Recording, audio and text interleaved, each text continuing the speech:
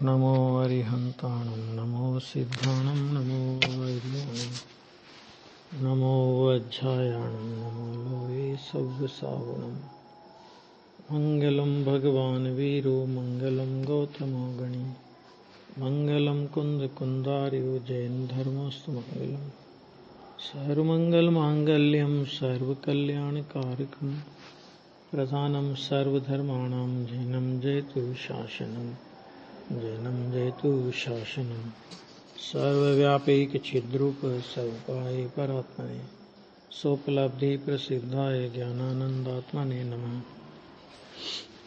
प्रवचन सार ज्ञेय तत्व प्रज्ञापन की 240 नंबर की गाथा चल रही थी। इसमें ये विषय है आगम ज्ञान, तत्वार्थ, सिद्धांत और संयत तत्व, इन त्रिक के साथ आत्मज्ञान के युगपतपने को सिद्ध करते हैं। ये गाथा में चल रहा था और इसमें टीका में हम लोग यहां तक आ गए थे कि जो पुरुष अनेकांत केतन आगम ज्ञान के बल से सकल पदार्थों के ज्ञेयाकारों के साथ मिलित होता हुआ विशद एक ज्ञान जिसका आकार है, ऐसे आत्मा का सिद्धांत ज्ञान और अनुभव करता हुआ आत्मा में ही नित्य निश्चल वृत्ति को इच्छता हुआ। ये आया था ना कल, हमने प्रवचन सार के उससे भी लिया था। शुद्धोपयोग परिणति को धारण करता है और बनाए रखता है, ये बात आया था। ऐसे नित्य निश्चल वृत्ति को इच्छता हुआ संयम के साधन रूप बनाए हुए शरीर पात्र को 5 समितियों से अंकुशित प्रवृत्ति द्वारा प्रवर्तित करता हुआ, यहां तक हो गई थी चर्चा, ठीक है ना। अब देखो आगे कि क्रमशः पंचेंद्रियों का निश्चल निरोध द्वारा जिसके काय, वचन, मन का व्यापार विराम को प्राप्त हुआ है, माने मनोगुप्ति, वचन गुप्ति और काय गुप्ति, ये आया इसमें, है ना। ऐसा होकर चिद वृत्ति के लिए परद्रव्य में भ्रमण का निमित्त जो कसाय समूह, देखो चिद वृत्ति माने आत्मा की परिणति के लिए परद्रव्य में भ्रमण का निमित्त कौन है, माने वो परद्रव्य में भ्रमण का निमित्त कौन है, तो उन्होंने कहा कि कसाय समूह। कसाय समूह अगर रहेगा तो चित्त वृत्ति निश्चित रूप से परद्रव्य में भ्रमण करेगी, क्योंकि परद्रव्य में भ्रमण के बिना कषाय नहीं होती और कषाय के बिना परद्रव्य में भ्रमण नहीं होता है। स्वद्रव्य में परिणति लगी रहे तो वहां कषाय की उत्पत्ति नहीं होती है ना। ये बात यहां कही। तो वो कषाय समूह वह आत्मा के साथ अन्योन्य मिलन के कारण, ये चर्चा चली थी। अन्योन्य मिलन का मतलब क्या है, आत्मा के साथ अन्योन्य मिलन का मतलब क्या है कि आत्मा में ही ज्ञान हो रहा है, आत्मा में ही राग हो रहा है। जिस समय ज्ञान हो रहा है उसी समय राग हो रहा है। जहां राग ज्ञान हो रहा है वहीं राग हो रहा है। तो वो एकदम तो ऐसे लगते हैं कि जैसे ज्ञान और राग एक ही हो, तो अन्योन्य मिलन वहां पर उनका जैसा लगता है। उसके कारण अत्यंत एक रूप हो जाने पर भी अज्ञानी को तो उसमें भिन्नता भाषित होती ही नहीं, इतनी एकमेकता हो गई है उनकी, क्योंकि एक ही स्थान पर और एक ही समय में है वो परिणति राग और ज्ञान की होने पर भी स्वभाव भेद के कारण, स्वभाव भेद माने आत्मा का स्वभाव जानना देखना है। और ये जो कषाय समूह की परिणति है कि ये कषाय समूह की परिणति बंध स्वभावी अथवा जड़ स्वभावी है, तो इनमें और आत्मा में स्वभाव भेद है। भले वो एक क्षेत्र में हो, भले ही एक काल में हो, भले ही एक जैसी मालूम पड़ती हो, भले ही उनमें भिन्नता दिखाई न देती हो, तो भी उनमें स्वभाव भेद है।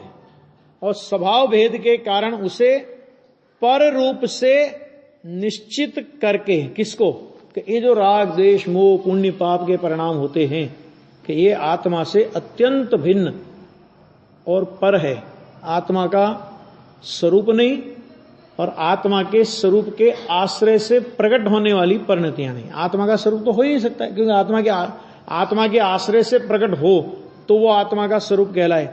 ये तो परद्रव्य के आश्रित परिणति है, ये आत्मा के आश्रित ये राग कभी नहीं होता है। तो वो कह रहे हैं कि उसमें होकर के आत्मा से ही कुशल मल्ल की भांति अत्यंत मर्दन कर करके, माने जैसे कुशल मल्ल किसे कहते हैं? योद्धा। मल्ल का मतलब होता है योद्धा। तो कुशल योद्धा किसे कहते हैं?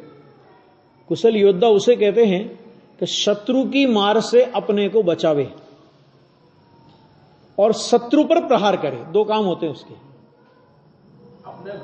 स्वयं की रक्षा भी करे और शत्रु को परास्त भी करे, है ना? हाँ, शत्रु का प्रहार अपने पर न आने दे और शत्रु को प्रहार करता जाए।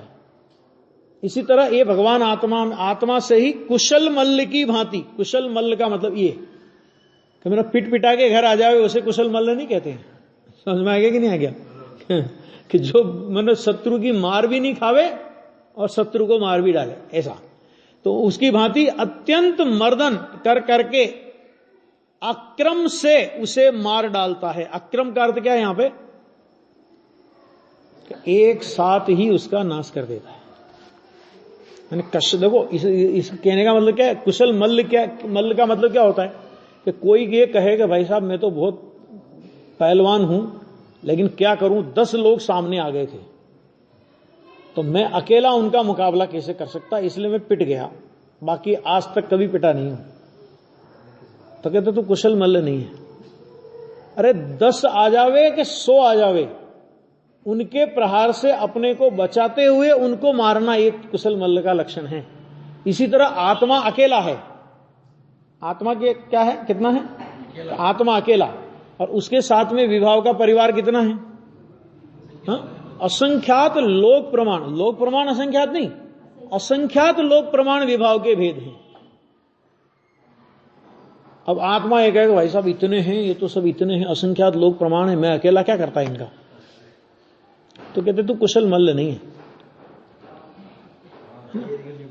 वे रागादि के परिणाम आवे तो भी उनसे रंच मात्र प्रभावित हुए बिना, उनसे किंचित मात्र प्रभावित हुए बिना संपूर्ण रागादि का एक साथ क्षय कर डाल। अक्रम से, अक्रम का मतलब एक साथ, अक्रम का मतलब यहां वो अक्रम का मतलब एक ही बार में, एक ही झटके में उनको तोड़ देता है, ऐसा। तो अक्रम से उनका सबका क्षय कर डालता है, मर्दन कर करके अक्रम से उसे मार डालता है। किसे? विभाव परिणति को, सारी विभाव परिणति को एक मार डालता, खत्म कर देता है। एक बार आत्मस्वरूप के अनुभव में एक बार लीनता की, श्रेणी आरोहण की, पूर्णता को लेकर के ही आएगा। आ गया, है ना? हाँ, देखो, वह पुरुष वास्तव में सकल पर द्रव्य से शून्य होने पर भी, वह पुरुष माने आत्मा, सकल पर द्रव्य से तो वो शून्य हो गया। क्यों? क्योंकि राग आदि भाव को मर्दन किया, पर द्रव्य के प्रति भेद ज्ञान, तो वो पर द्रव्य से तो शून्य होने पर भी विशुद्ध दर्शन ज्ञान मात्र स्वभाव रूप से रहने वाले आत्म तत्व अर्थात स्वद्रव्य में नित्य निश्चल परिणति उत्पन्न होने से, कि भाई पर द्रव्य से शून्य हो गया, तो पर द्रव्य से शून्य हो गया तो बचा क्या आत्मा के पास? ये समय नाटक में एक प्रश्न उठाया, कलश टीका में भी है। उसने कहा कि आपने शुभ और अशुभ दोनों प्रकार की क्रियाओं का, दोनों प्रकार की परिणतियों का निषेध कर दिया, तो अब मुनिराज किसके आधार पर रहेंगे? मुनिराज को शरण सहारा किसका है? तो उन्होंने कहा कि मुनिराज ने अपना सहारा अपने में ही ढूंढ लिया है ना? अपना सहारा, उनको बाहर में कोई उनका सहारा नहीं है, जरूरत ही नहीं उनको, बाहर में उनका कोई सहारा नहीं है, उनको किसी बाहर के सहारे की आवश्यकता ही नहीं है। उनने अपना सहारा अपने में ही ढूंढ लिया है। इसलिए कोई ऐसा समझे कि सब पर द्रव्य से शून्य हो जाएगा, जैसे लगता है लोगों को कि भाई सिद्ध दशा में अपन गए तो द्रव्य कर्म भी नहीं, भाव कर्म भी नहीं, शरीर भी नहीं, चलो कुछ नहीं, कोई बोलने की व्यवस्था मिल जाए तो बोल चाल के अपना टाइम पूरा कर लेंगे, कि बोलने की कोई व्यवस्था ना, भाषा ही नहीं है वहां पे, तो कैसे कटता होगा उनका समय?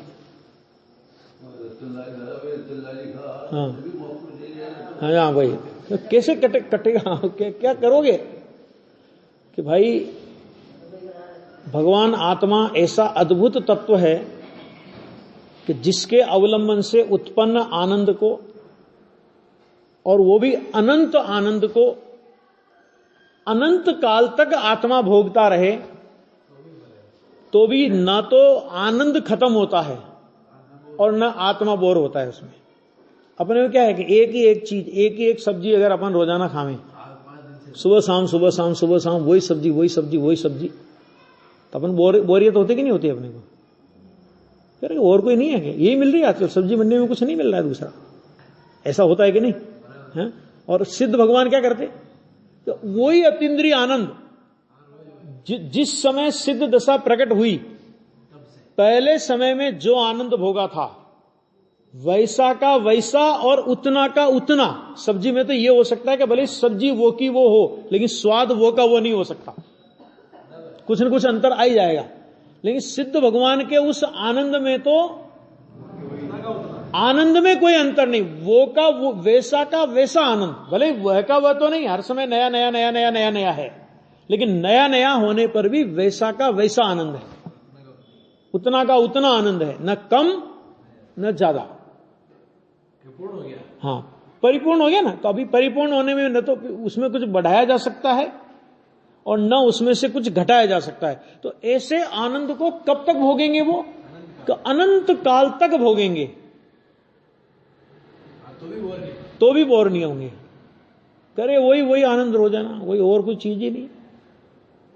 तो वो आनंद कैसा रसकस वाला होगा, ये एक समझने की बात है।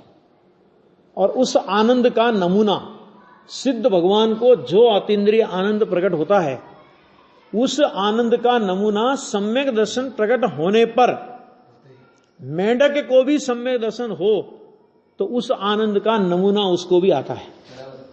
तिर्यंच को हो, नारकी को हो, देव को हो, मनुष्य को हो, सबको उस अतीन्द्रिय आनंद का नमूना वहां पर आता है। तो कहते हैं कि परद्रव्य से तो शून्य हो गए वो, लेकिन फिर भी विशुद्ध दर्शन ज्ञान मात्र स्वभाव रूप से रहने वाले आत्म तत्व माने स्वद्रव्य में नित्य निश्चल परिणति उत्पन्न होने से, नित्य और निश्चल, ध्रुव और अचल शब्द पढ़ा ही होगा ना, समय सार में पहले कहा था मैं, ना, कि ध्रुव और अचल। तो नित्य और निश्चल, नित्य का मतलब तो वैसी की वैसी, वैसी की वैसी, वैसी की वैसी अनादि अनंत काल तक चलेगी। और निश्चल का मतलब अब उसमें चला चलता नहीं होगी कि कभी हीन हो जाए, कभी अधिक हो जाए, कभी कम हो जाए, कभी ज्यादा हो जाए, कभी कम हो जाए, कभी ज्यादा हो जाए, फेर बदल नहीं होगा उसमें। तो ऐसी हीनादिकता से रहित और नाश से रहित, माने परिणति का नाश होने पर भी वैसी की वैसी परिणति उत्पन्न होगी।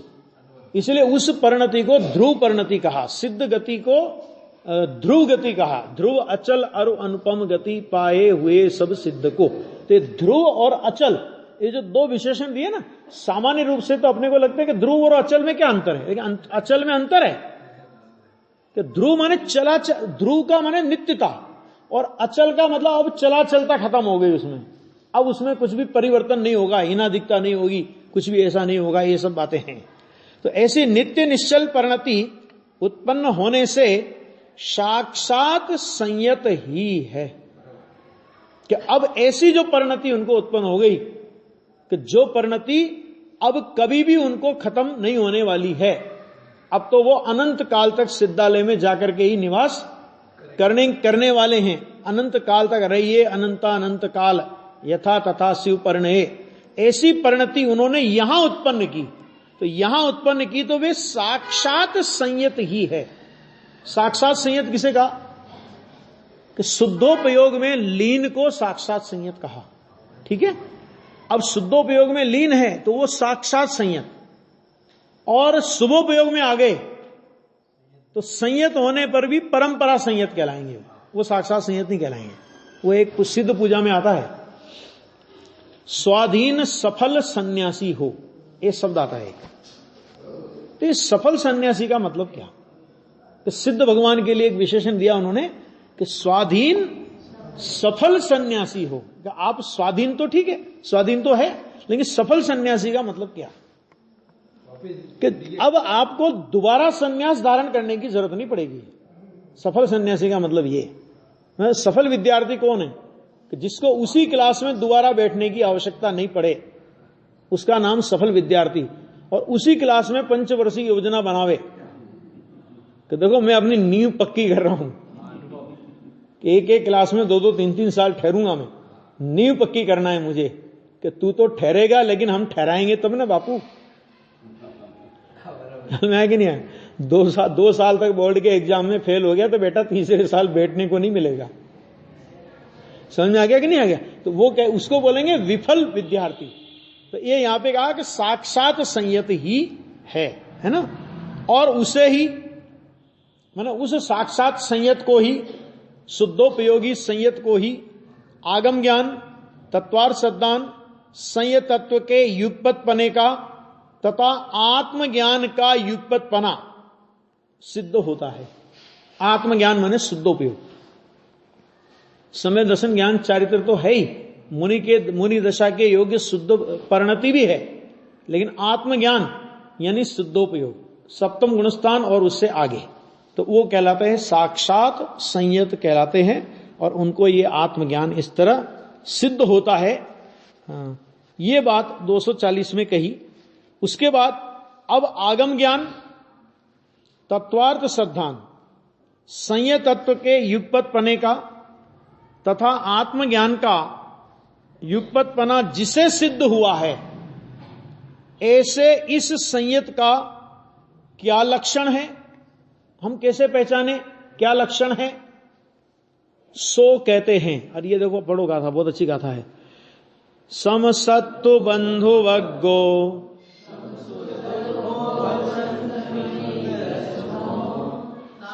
क्षणो पुण जीवित मरणे समो समणो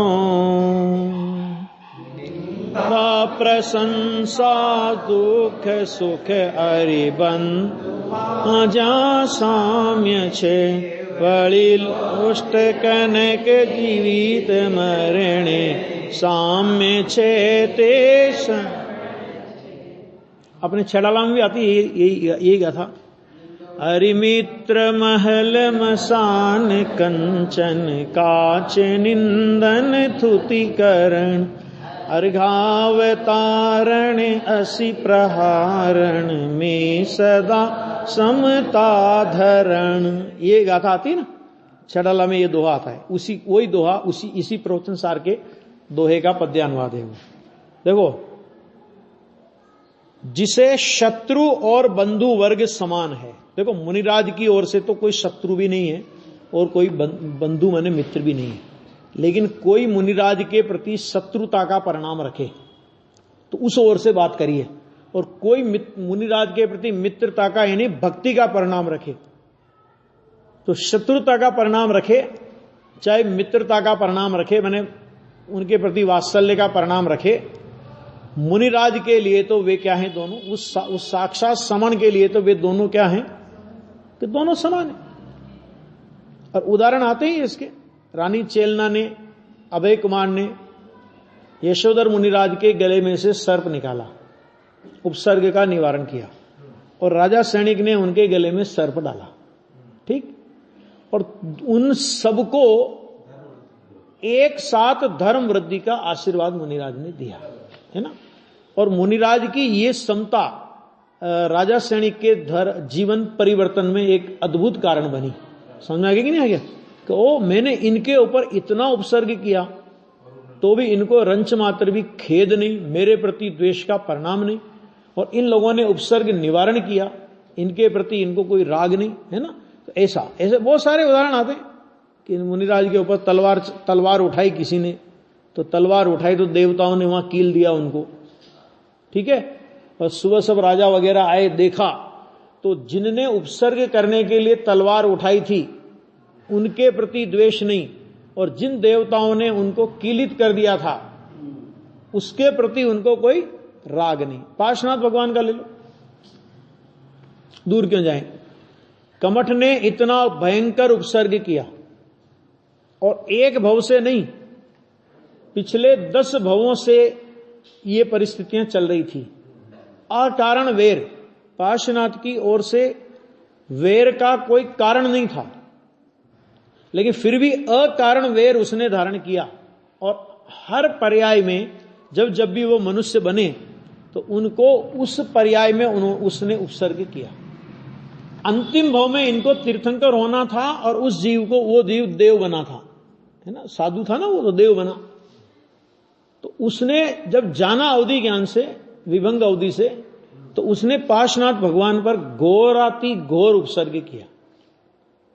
ध्यान से सुनना, उसने घोराति घोर उपसर्ग किया। और उधर जब वो पार्श्वनाथ भगवान ने नाग नागिन को धर्म उपदेश दिया था और जिसके प्रताप से मर करके वो देव बने थे, तो इधर पार्श्वनाथ पर उपसर्ग हुआ और उधर उनका आसन कंपायमान हुआ। तो धर्मेंद्र आया, पद्मावती नहीं है, ये ध्यान से सुनना। पद्मावती के बीच में कहां से घुसी है ये पता नहीं है। उत्तर पुराण में पार्श्वनाथ भगवान का जीवन चरित्र आचार्य जिन सेन के द्वारा लिखित है, उसमें पद्मावती का कहीं उल्लेख नहीं है। समझा गया ना। और इतना विवेक तो देवों में, जो अगर जिन धर्म के भक्त होते हैं, अगर जिन धर्म के भक्त हों, तो इतना विवेक उन देवों में होता है कि स्त्री पर्याय वाली वो पद्मावती पार्श्वनाथ भगवान को स्पर्श करने का महापाप करे, ऐसा कभी नहीं हो सकता। इतना विवेक तो उनमें होता है, क्योंकि जिन धर्म के प्रति प्रीति है ना उनको, है ना। तो वो धर्मेंद्र ने, अच्छा धर्मेंद्र भी ये सब जानता था कि भगवान के ऊपर पत्थर बरसेंगे तो भगवान का कुछ बिगड़ेगा, ऐसा कुछ नहीं है। शिलाएं भगवान के ऊपर गिरेंगी तो भगवान के सिर पर कुछ भी खरोंच आएगी, ऐसा बिल्कुल नहीं है। शिलाएं चूर चूर होंगी, भगवान का कुछ नहीं बिगड़ने वाला। लेकिन उसको एक भक्ति का भाव आया बस, और भक्ति के अनुरागवश उसने ये सब किया। और उसने किया तो फिर क्या हुआ कि लोगों ने पद्मावती साथ में जोड़ दी, और अभी पद्मावती और वो धर्मेंद्र महाराज मुख्य हो गए और पार्श्वनाथ गौण हो गए बगल में। जबकि सच्चाई क्या है कि इतनी सी पार्श्वनाथ की इतनी बड़ी बड़ी उन लोगों की मूर्तियां बनने लगी। गृहीत मिथ्यात्व का इससे बड़ा प्रमाण और क्या होगा, है ना। और वो जो फण मंडप उसने किया था धर्मेंद्र ने, तो वो फण मंडप उपसर्ग मुद्रा का था। वो उपसर्ग के काल में किया गया था। वो विक्रिया थी। तीर्थंकर परमात्मा या कोई भी मुनिराज हो, उपसर्ग होने के बाद जब उनमें उनको केवल ज्ञान होता है, तो केवल ज्ञान के समय कोई भी उन पर उपसर्ग नहीं कर सकता, चाहे वो सामान्य केवली हो, चाहे वो तीर्थंकर केवली हो। और जब उपसर्ग नहीं कर सकता, तो उपसर्ग का जो उपसर्ग के काल में जो चिन्ह बना था, वो भगवान की प्रतिमा पे कैसे हो सकता है? क्यों? क्योंकि जैसे ही भगवान को केवल ज्ञान हुआ और समोसरण की रचना हुई, तो भाई साहब धर्मेंद्र तो अपनी माया समेट करके भगवान के समोसरण में दिव्य ध्वनि सुनने के लिए आ गया था। वो फण लगाने के लिए बचा कौन था वहां पे? समझ आ गया नहीं आ गया? तो ये जितनी भी प्रतिमाएं हैं, ये सब मुनीद अवस्था का एक स्वरूप बताने के लिए उस काल में बनाई गई होगी, या जो कुछ भी रहा हो, भट्टारकों का प्रभाव रहा हो या इन लोगों का प्रभाव रहा हो, तो एक परंपरा चल पड़ी। लेकिन सच में पार्श्वनाथ की जो अरहंत अवस्था की प्रतिमा है, वो फण रहित ही होना चाहिए। फण रहित प्रतिमा ही भगवान पार्श्वनाथ की प्रतिमा है। फण सहित प्रतिमा भगवान की प्रतिमा नहीं है। वो मुनिराज की प्रतिमा हो सकती है, लेकिन भगवान की प्रतिमा नहीं हो सकती। अपने को दूसरा लेना कि जिस समय देखो उधर पूज्य बने में तो मुनिराज पूज्य, तो उपसर्ग अवस्था में भी मुनिराज पूज्य। लेकिन एक बात बताओ, मुझे ये समझ में नहीं आता कि मान लो अपन कभी पिट रहे हो और अपना कोई फोटो खींचे उस समय, और उस फोटो को अपन अपने घर में लगाएंगे कि नहीं लगाएंगे? फ्रेम बना के कि कोई अपने को पीट रहा था, बता दो जरा, लगाएंगे? अच्छा लगेगा? तो ये तो उपसर्ग की मुद्रा का चित्र है। अभी परंपरा चल पड़ी, इसको कौन बदले?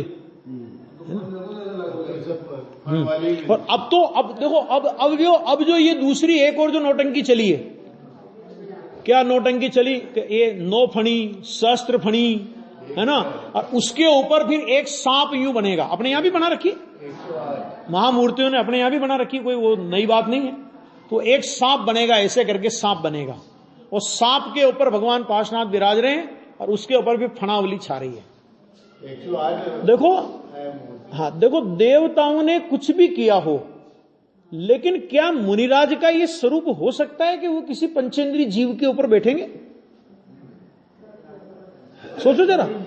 अरे एक चींटी के ऊपर पैर दे करके चलने का मुनिराज का धर्म नहीं है, तो पंचेंद्रीय सर्प के ऊपर मुनिराज को बैठाना, ये मुनिराज के स्वरूप का आवरणवाद नहीं है तो और क्या है?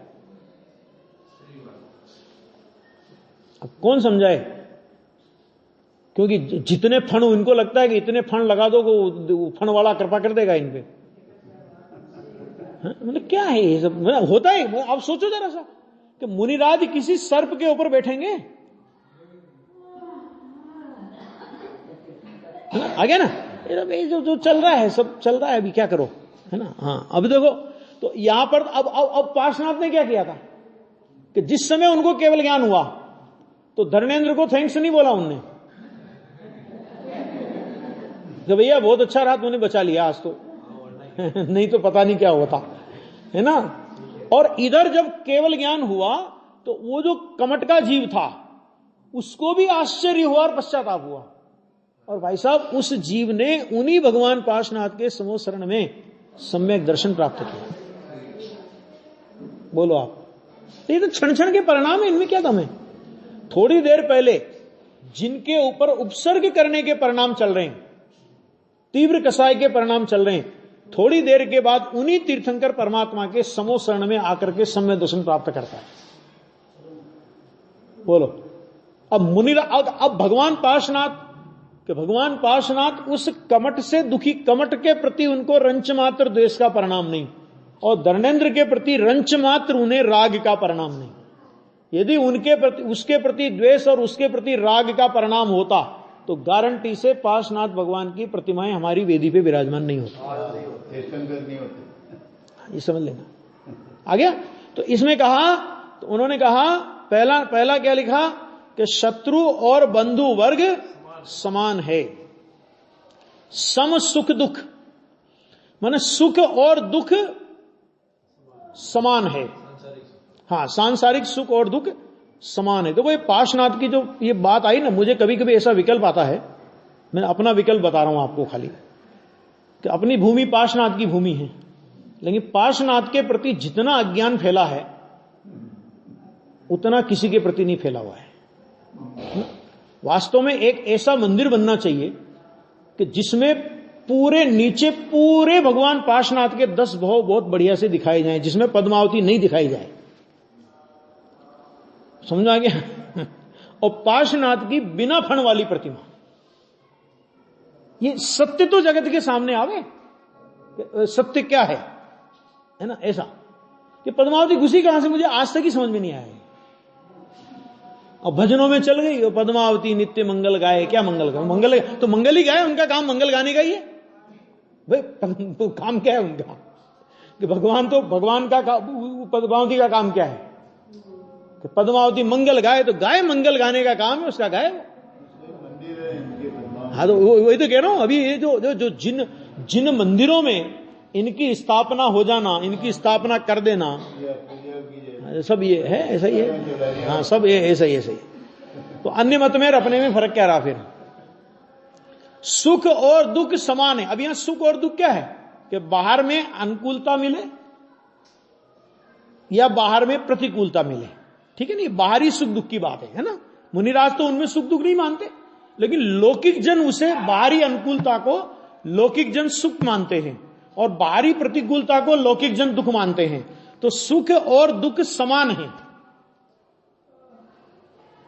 किनको? शुद्धोपयोगी समान। आ गया? अच्छा, प्रशंसा और निंदा के प्रति जिसको समता है, कोई मुनिराज की प्रशंसा करे और कोई मुनिराज की निंदा करे। निंदा करने वाले भी जगत में कम नहीं है और प्रशंसा करने वाले भी जगत में कम नहीं है। तो मुनिराज निंदा मुनिराज को निंदा में कोई द्वेष नहीं और उनकी कोई प्रशंसा करे तो उसमें उनको कोई राग नहीं, वो उसमें समता भाव धारण करते हैं। क्यों?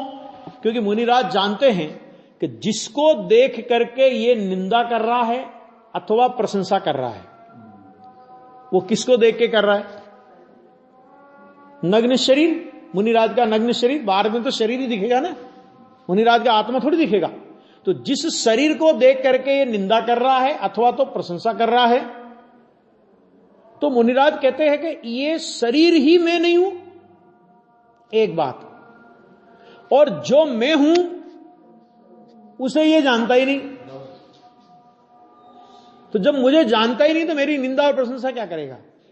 दूसरी बात कि प्रशंसा करने वाला राग का परिणाम करके पुण्य का बंध कर रहा है, माने वो भी बंधने का काम कर रहा है, और निंदा करने वाला द्वेष का परिणाम करके कसाय भाव से जल रहा है, पाप का बंध कर रहा है, नरक निगोद की तैयारी कर रहा है। तो जो बेचारा कसाय से स्वयं दुखी हो, उस दुखी को दुखी करने का कौन सा मार्ग है? वो तो दुखी है। नहीं प्रशंसा करने वाला भी अपने लिए वीआईपी जेल की व्यवस्था कर रहा है, उसमें क्या है? नहीं, स्वर्ग मिलेगा ना, हाँ? तो वो उसमें क्या है उसमें? तो मुनिराज को तो किसी की निंदा से और प्रशंसा के प्रति उनको तो समता का भाव आता है। न प्रशंसा में प्रसन्न होते हैं और निंदा में खेद खिन्न होते हैं। अब देखो, जिन्हें लोष्ट अर्थात मिट्टी का ढेला और सुवर्ण समान है, वहां छटारा में काच कंचन लिया था, यहां मिट्टी का ढेला और सुवर्ण समान है। क्यों समान है?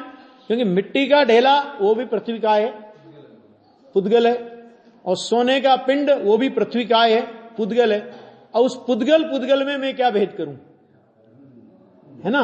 वो तो अनंत पुद्गलों का एक पिंड है, ठीक है।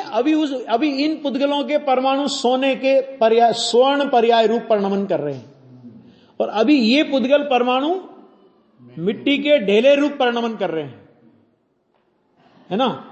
ये सोने को मिट्टी का ढेला होने में टाइम नहीं लगेगा, और मिट्टी के ढेले के परमाणुओं को स्वर्ण रूप परिणमन होने में कोई टाइम नहीं लगेगा। ये तो पुद्गल का परिणमन चक्र है। इसलिए वो कहते हैं कि मिट्टी का ढेला और स्वर्ण वो उनको समान है, माने उसमें उनको स्वर्ण की अधिकता नहीं लगती। समान का मतलब क्या है? कि स्वर्ण की अधिकता उसको नहीं लगती। गुरुदेव श्री का एक प्रसंग आता है, सर सेठ हुकमचंद जी आए थे इंदौर वाले, सबसे पहले सोनगढ़ में। आपको याद हो कि पहली बार सर सेठ हुकमचंद जी विद्वानों को लेकर के आए। आत्मधर्म पढ़ा था गुजराती में उनने, उससे वो प्रभावित हुए और वो गुरुदेव श्री के वहां पर आए।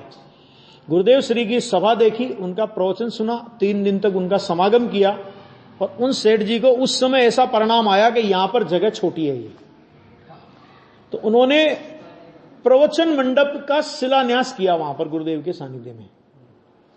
कुंद प्रवचन मंडप बड़ा है ना, जो सदैव भवन के उधर चल के है कि नहीं, उसका शिलान्यास किया। और उसके बाद फिर उस शिलान्यास के बाद उसका उद्घाटन करने के लिए भी वो आए। गुरुदेव श्री से बहुत प्रभावित थे। उस जमाने में आत्मधर्म का प्रकाशन हुआ था, गुजराती चालू था। सर सेठ हुकमचंद जी की भावना थी कि इसका हिंदी का प्रकाशन भी होना चाहिए। और उस जमाने में, यानी ये बात हो गई लगभग 57 बहुत पुरानी बात है, मैंने करीब 70-80 साल पुरानी बात होगी है। उस जमाने में उन्होंने आत्मधर्म के लिए न जाने कितने रुपए का डोनेशन, का हिंदी का प्रकाशन इसका चालू करो, इसका हिंदी ट्रांसलेशन करा के, तब से वो हिंदी का प्रकाशन भी हुआ। तो उस समय वो नीलम होता है ना, नीलम मणि होती है कि नहीं, तो नीलम मणि का हार है। तो लोग बोलते थे कि उनके गले में नीलम मणि का हार था और उसकी कीमत थी 17,000 या 17 लाख, ऐसी कुछ कीमत थी उसकी उस जमाने में। चक्रवर्ती कहलाता था, दिगंबर समाज के चक्रवर्ती थे, ऐसा बोलते हैं लोग, इतना पैसा। तो गुरुदेव ने पूछा, आशुच है, ये क्या है? तो सब, अरे साहब ये नीलम का हार है, इतने रुपए की कीमत का है। तो गुरुदेव बोले, हमें तो निमोली लगता है। क्या मतलब है कि क्या है ये, नीला नीला लगता है, तो हमको तो निमोली जैसा लगता था। इस तरह मतलब कहने का मतलब क्या है, ज्ञानियों की दृष्टि में सुवर्ण हो या मिट्टी का ढेला हो वो उनको समान लगता है, उसमें कोई अधिकता, अरे ये सेठ जी कितने कितने रुपए का गले का तो हार पहने हुए है ना, तो लोग तो कैलकुलेशन जोड़ने लग जाते हैं, अभी इतने रुपए का तो गले में इनके हार ही है, तो घर में कितनी संपत्ति होगी, कितने के आसामी होंगे, वो सारी कैलकुलेशन जोड़ने लगते थे, है ना। लेकिन गुरुदेव ने एक ही बार में पानी उतार दिया, कहा मैं तो निमोली लागे छे।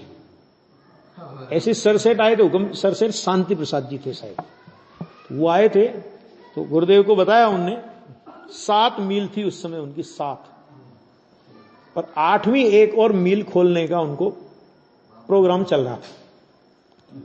तो चर्चा चली गुरुदेव के सामने, गुरुदेव थे उस समय, तो वो भी वहीं थे, सेठ जी आए थे।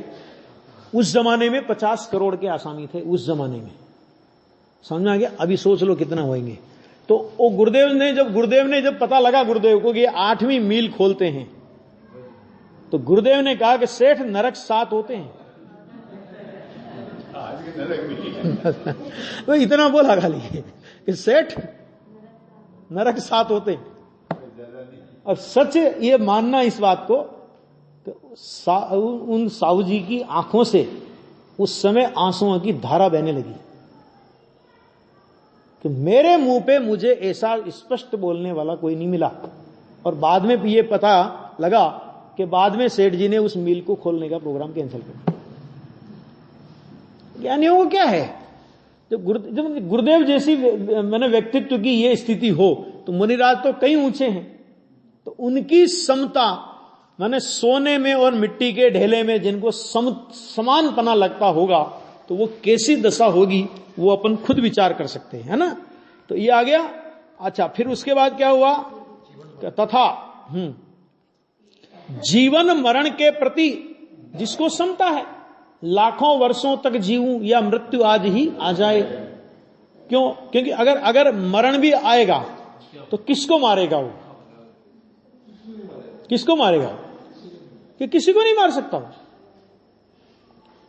आत्मा का नाश नहीं कर सकता, आत्मा गति बदलेगा और शरीर के परमाणु अन्य पर्याय रूप होकर के चले वो बदल जाएंगे, मारेगा किसको? तो जीवन के प्रति उनको समता कि लाखों वर्षों तक ये शरीर में आत्मा रहे, कोई तकलीफ नहीं। आज ही इस शरीर का वियोग होता हो, कोई तकलीफ नहीं। जीवन और मरण में जिसको समता है वह श्रमण है। देखो ऐसी दशा होती है वास्तव में भावलिंगी संतों की। देखो संयम, टीका में, सम्यक दर्शन ज्ञान पूर्वक चारित्र है। संयम क्या है कि सम्यक दर्शन ज्ञान पूर्वक का चारित्र, उसका नाम संयम है। और चारित्र है वो क्या है, तो उन्होंने कहा कि वो धर्म है। 7वीं गाथा कल बताई थी, चारित्रम खलु धम्मो। धर्म है वो क्या है कि धर्म साम्य है। ये भी गाथा में आया था, 7वीं गाथा में।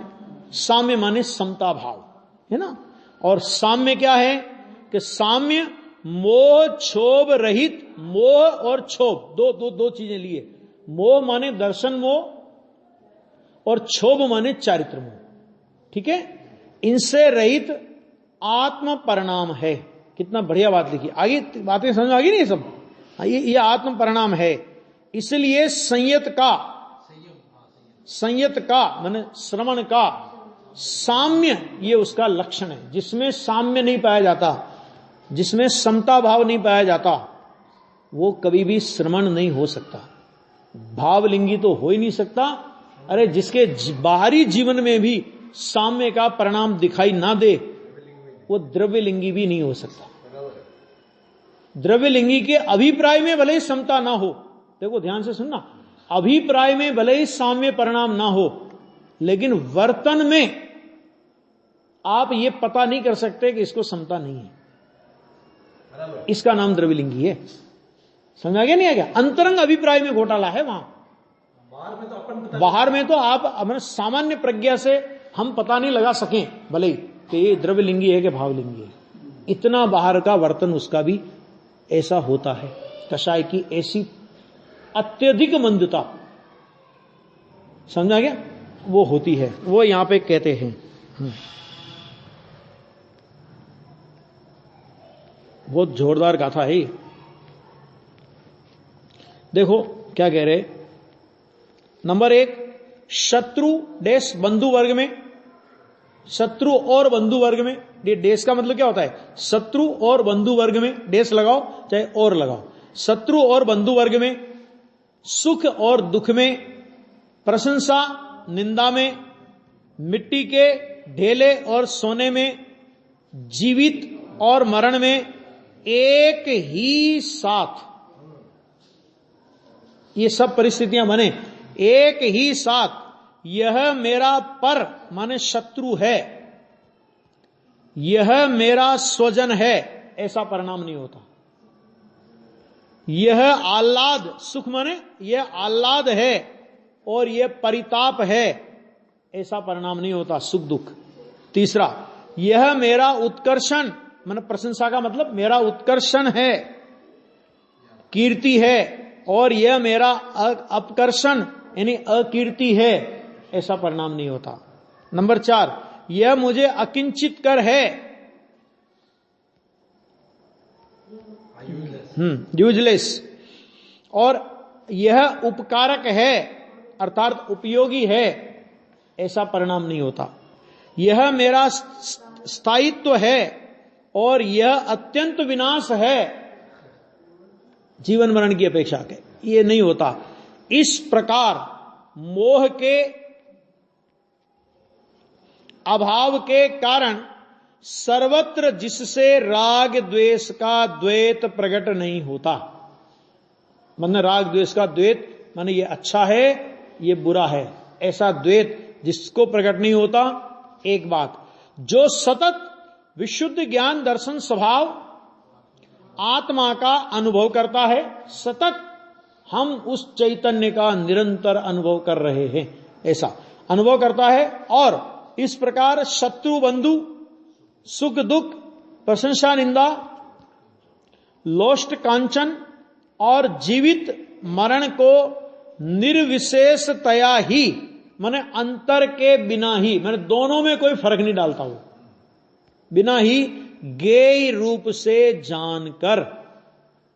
क्यों यहां ज्ञेय रूप से कैसे जाना, कि अपनी भगवान आत्मा को ज्ञाता रूप से जाना, अपने भगवान को ज्ञाता रूप से जाना, तो ये सब ज्ञेय रूप से जानने में आएंगे। ज्ञेय रूप से जानकर ज्ञानात्मक आत्मा में जिसकी परिणति अचलित हुई है, कितना स्पष्ट शब्दों में है, कोई ज्यादा कठिन नहीं है, कठिन शब्दावली नहीं है, अचलित हुई है, उस पुरुष को वास्तव में सर्वत्र साम्य है।